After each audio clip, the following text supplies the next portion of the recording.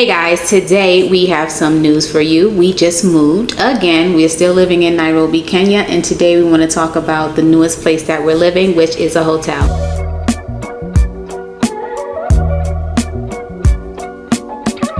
Did you know we were going to be living in a hotel full time? In Nairobi? No. I didn't know we were going to be living in a hotel. Actually, I didn't know what we were going to be doing. I know we were going to be in a hotel to, like, first couple of days to introduce us to the city. Then there was Airbnb. Then we were going to go from there. But we've always been in, like, points and miles and hotel loyalty and that kind of thing. So, yeah, it was only natural that happened. But we're also going to not just show you the hotel, but we're going to talk about how much the hotel costs. We're going to talk about how we actually stay for free at hotels sometimes, and we're going to talk about how you can do that as well. What are the 3 different rooms that we had a chance to experience here? We were at the Hyatt House. I think it's just a normal king bedroom. Yes. So, and we'll overlay the video here. But we went to the king bedroom, right? That was, well, actually it wasn't first, but yeah, we did that. We did a Hyatt Place. It was a suite, but I think it was a junior suite. I'm not sure. I think so. The first one we went to that had the bedroom with the 2 openings on the side. I think that one was just like a 1 king bedroom, right? That was like a standard king bedroom, right? No, that had to be. That's a suite. Oh, that was. They did upgrade us to a suite. Yeah. Okay, so we were in the suite, and like I said, we'll show you the suite, and then we were upgraded to an executive suite. Yeah, that's this one. This is an executive suite. And part of those perks is because I'm a globalist. We're working on Globalist for Jermaine. And what does being a globalist mean? What does being a Hyatt globalist mean?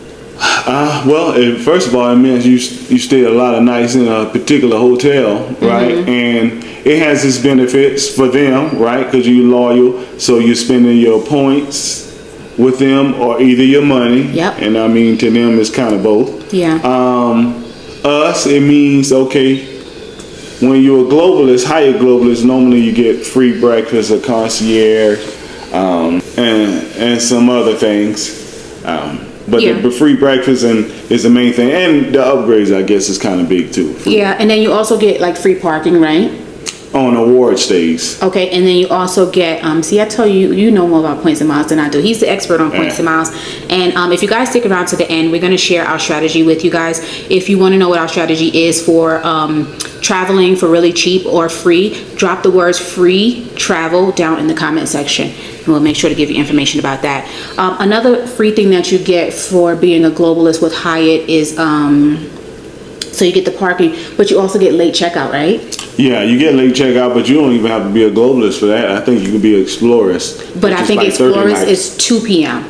Right, it's 2 p.m. And with globalist, it's 4 p.m. Yeah, but if normal, it's like 11 or 12 a.m. New York, what hotel you're at, yeah. Right, so being able to, like, if you stay at a hotel 4 or 5 days, or you stay a weekend, and then you're packing up that last day, not having to hop up early in the morning and get out of there is definitely good. So at this particular hotel, some of the amenities, let's talk about some of the amenities. What are the amenities in this hotel? Here, they actually got a pretty big breakfast area, so I guess it's kind of like a restaurant there too. Zing. Right? Zing, yeah, but in the mornings is for breakfast. Pool, they got an outside pool, like an infinity pool, right? Really nice pool. I'll make sure to drop some video of the pool in the restaurant here. It's a little bit too cool for me to get in there. It is. The temperature right now is 74 degrees Fahrenheit, so it is too cool to be in the pool. And they got a restaurant, we said that before, bar area, pool table. They do. Foosball. In the lobby area, there's a pool table, football. So there's also a restaurant up there by the pool. It's called H Bar. Yeah, but to be honest with you, I haven't seen anybody up there manning the stations yet. And that's because this hotel is actually new, guys. It just opened probably a month ago. So the hotel's only been open for a month. So there's not a lot of people here. So they actually don't have people in every area because it's just not a lot of people here. Yeah. And if you want food, there's like a little place you can order beverages in the lobby. But there's another one up by the pool, and then there's a restaurant in the lobby. So and there's a restaurant downstairs on the lower level. The LG. Oh yeah, that small place. Like almost like a little coffee shop. But then there's restaurants right around, like few feet away from here too. So, and Yeah. everybody's nice. The customer service here is really good, to be honest with you. Yeah. Only thing is this hotel doesn't have a lounge. No lounge. But they do have like this large common area where you can relax and you can just kind of chill out. I've never seen a Hyatt place or Hyatt house with a lounge anyway. Yeah, This is so- a combo. This building has both. Right. And I think we talked to the general manager and he said this is like he would describe this as a Hyatt place on Hyatt place steroids. and Hyatt house on steroids Right. because it's connected, but the amenities and how things look it's just not like any Hyatt house or Hyatt place I've ever been to. And we've been to at a few. lot of Hyatt houses and Hyatt places, and this definitely takes the cake. Why is this hotel a great option for visitors to Nairobi? It's a good introduction to Nairobi. First of all, the Sarit Center, which is a mall, right? It's right across the street. It's like 1 minute or 2 minutes. When you walk from out the entrance, you can look at the other entrance there. Yeah. So you can basically walk there. Nothing's going to happen to you. Nothing happens in Nairobi like that anyway. So, but it'll give you a sense of security because you're so close to the mall. I know when you're in a new place, it's normally different. You're like, what's going on here? But no, this one, it's a nice introduction into town. Yeah, you walk right across the street to Sarit. And so some of the things that in Sarit, you can do shopping. Everything. Tons of restaurants, movie theater, Everything. Bowling, The malls here are activities. Yeah, so it's a lot of things you can do in there. So as a tourist just getting here, you can like really go over there and spend the day. Right. Meet all your needs. The grocery stores in there. Caddy 4 is in there. Everything you need is in that mall. Everything, banks, everything. So that's one of the reasons that makes this location a great place. Like Jermaine and I said, we do move around and live in hotels. We didn't know that this was going to be how we were going to live, but some of those things are great because hotels typically will position themselves next to things that tourists to make it convenient for tourists. Right. So sometimes it could be loud depending on where you are, but this actually, for being right beside the mall, this is pretty quiet, especially for Nairobi in the Westlands. Well, Westlands, not Yes, the Westlands. It's really quiet at night because the Westlands are known for partying. Yes. And it's right in the heart of Westlands, and it's right at the edge or beginning of Spring Valley. So Spring Valley is like 10 minutes from here, and I think Laresho is like 30 minutes from here because we like a restaurant in Laresho, but I know you were talking about getting... It's probably 15, 20. I said 30. And So 15, 20. Yeah, and Gigiri is probably like 10, 15 minutes away, right? Yes. Village Market and all that stuff. And it's easy to get Ubers here and get anywhere around town. So as far as the rooms we stayed in, we stayed in the Junior King, I think, something like that. And then we also stayed in the executive. And then we also checked out the Hyatt House, which is a little bit different. And again, I'm going to put in like little videos so hopefully you guys can kind of get an idea of what they all look like. But who is this hotel best for? Would you say couples, solo travelers, families, business travelers? For me, right, hotels are always better for like couples, but small families, you get 6 people in here, that's probably gonna be too many. But yeah, couples, small families, it should be fine, right? Because a lot of these places have pull-out couches. They do. So yeah. They're equipped with very nice furniture. They have very nice amenities, and like all of the detail in the furniture is really nice. Because it's new right now, so hey. Yes, really nice. And I think it's even a good place for business travelers as well because they have a lot of conference rooms downstairs, and then they have a lot of common areas where you can actually work. So let's get into the part that most of you are watching to find out, and that is how we stayed here for free. So like I was saying earlier, between cash and hotel reward points, we've lived in a hotel for 210 days and we've stayed either free or relatively cheap, and we've done that between where have we stayed in the last 210 days? I know when we go home, we're in Charleston. Went to Alabama, Florida, of course here in Nairobi,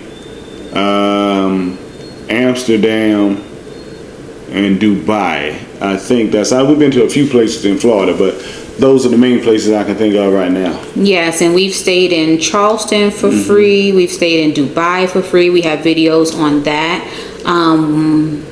We've stayed in, and then we also stayed in Amsterdam for free, and I think we have a video on that as well. But this particular hotel, the pricing, the regular king room was roughly $152, but at this particular Hyatt place, from what I'm seeing, right, the normal king rooms, twin rooms are around $150 something a night. And so we're staying in the executive suite, and that one is that's $284. And so we originally booked the king room, and then we were upgraded to like the king suite, and then we took a look at it, and then we were upgraded to the executive suite, and that's where we're staying now. Right, but now if you go to the Hyatt House, which is in the same building, but it's supposed to be a different hotel. Yeah, but it's just different floors. No, it's a little bit difference in the rooms we just too. went to the Hyatt House room. It's a difference in the room, yes. Oh, but it's still in the same building. Same building. Yeah. It's about $10 more a night. But you can see the difference. Like most of their rooms come with like the burner stove and like a fridge in there, seems to. And the refrigerators in here are really, really nice. Yeah. Everything is like sized appropriately if you actually want to cook. Bring home something to put it in the fridge. It's the nice fridges in here. Except for the king rooms. The king rooms, they're not equipped with a burner, so you can't cook in the standard king room. The king room in the Hyatt Place. In Hyatt Place. Yes. Right. See, that's why I need you. Give me points and miles. So also, the king room in the Hyatt Place, it does have a microwave and oven, right? Yeah, all of them I think should have a microwave. And they come with a dishwasher. So what are some of the downsides before we get into like how we stay for free? The Hyatt Place wouldn't have a dishwasher. The regular room, it wouldn't have a burner, so there's no need for a dishwasher. Oh yeah, there is no dishwasher here. But the Hyatt House does. And the Hyatt Place, anything that's above the standard king. Yeah, and usually suites you get a little bit more. So yes. So one thing we notice here that is there is no washer and dryer in the rooms. Yeah, I want to go back to something you said. Not any room that's above the king room, because the other junior suite didn't have a burner in there. What was the junior suite? It was the first one we went to. It didn't have a burner in there. Oh yeah, that was the junior suite. Down the hallway. It didn't have a burner. Yeah. Yeah, it had like a little kitchen area that had a coffee maker and all that, but no burner. You're right. Yeah. You're right. So let's do a quick breakdown. So we told them what the cost was for the different rooms. Let's do a breakdown of how many points. So how do we stay for free here? Okay. Well, we're Hyatt, like you said. You're a globalist. I'm just tagging along. He's the one that got me to Globalist, and now we're working on Globalist with fam, so we can both have Globalist. And how do you get to be a Hyatt Globalist? So we do points and miles, right? We normally use our credit cards for all of our spend. All of our bills. We collect our points, and you actually collect points when you stay at a hotel. If you pay for the hotel, you collect points. There's a lot of ways to do it, but we are points and miles people. So Hyatt has a good program, probably the best program to be honest with you. For hotels, yes. To stay here was 3,500 points, which I know that means nothing to some people, but it's cheap. And for this room, to be honest with you, I'm gonna go back. This Hyatt Place is the best I've ever seen, right? And we've been to a few. So we got this room for 3,500 points. In the States, I would not be paying no 3,500 for this. So how much would this room roughly be in the States? This room would not be in the States, most likely. On points, right? Because I've never seen a Hyatt Place this nice, just to be honest with you. Well, what is this room equivalent to? Like what, like would you say, when we stayed at the Conrad in Vegas? No, it ain't that now. So I'm just saying, I'm just giving an example. I'm just giving an example. So what I'm saying is, if you had to think of a hotel, a Hyatt that we stayed at in the U.S., would you say this is equivalent to, and I'm not talking about the hotel name, I'm talking about the layout, the furniture and everything. How about the Thompson Chicago? It's similar, just to be honest with you. The only difference is you're in Chicago and the view is better, to be honest with you, but it's 'cause on you're that looking kind of out scale. you're looking out into Right, so Chicago. I don't know how much the Thompson Chicago costs. I can't. Money-wise, I know we paid but points for the Thompson Chicago. We did. and we have a video on that on our channel, Travel Check-ins. or you can Google it. I Yeah. mean, it's not that hard, but it's not cheap every night. I can tell you that. And it's not 3,500 points. It's a nice hotel. like it is here. It's a very nice hotel. Yeah, so this is a nice one also. And so we're just trying to give you an introduction to how we actually travel for really, really cheap, how we travel for free, and just also even share, like, this is why we have not opted to get an apartment. Like, we're looking dead at the apartment building that I thought we were going to move in. We went and we did the tour of it and everything like that. Oh, yeah, it is right there. Yeah, and it just didn't make any sense for us to be over there. And you know, we thought we were going to move here and get an apartment, but hotel living has just been like everything that we needed. So It's hard to go back to do something else, to be honest with you, because you can just move at a drop of a dime. right, so I guess, and so if you guys are interested, before we move on, if you guys are interested in learning more about getting free hotel stays, learning how to travel for really cheap, drop the words free travel down in the comment section below, and we'll make sure we'll share how we do it. So let's talk about, why do we love full-time hotel living? And you were just about to kind of get on that. I mean, it's just simple. Like, first of all, security. When you're in a hotel, it's always going to be secure. You rarely hear anything happening at a hotel unless it's just a dump, right? But at a decent hotel, you rarely hear anything. Right. Everything's right at your fingertips. Daily cleaning, elevator ride from anywhere. Breakfast. Breakfast. Usually, hotels nowadays is part of security, but they can only get to your floor if they have the key card Yeah. for that floor. Yeah. Yes. So, it's a lot of amenities in a hotel, man. It's like, I see no advantages of going to an apartment unless you're quite not used to the points and miles game. Then it might be a little bit more expensive. Oh yeah, that's true. But also another thing is flexibility. So for us, the flexibility of not having to sign a lease is really top of the list for us. So being expats, being digital nomads, not citizens of Nairobi, our ETA only lasts 90 days. And then after 90 days, we can either leave East Africa, not just a country, we leave East Africa, or we go and we get an extension. And that's only once a year. Right. So for us, if we are leaving the country every 90 days, now when we're gone out of the country, we're paying rent. Like if we have an apartment, we have a lease, we're paying rent at a place that we're not living. Right.